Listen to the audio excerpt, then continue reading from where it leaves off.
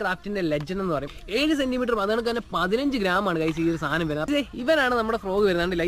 ഇതിന്റെ വെയിറ്റ് വരുന്നുണ്ടല്ലോ ഈ ഒരു ബാക്കിലായതുകൊണ്ട് തന്നെ നമുക്ക് നല്ല രീതിയിൽ ചെയ്യാൻ പറ്റുന്നുണ്ട്.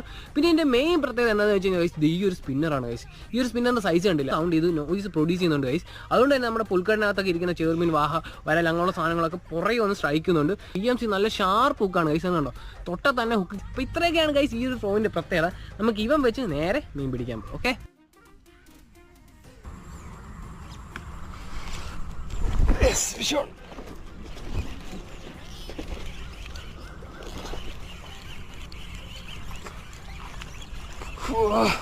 സാധനം ഗൈസ്.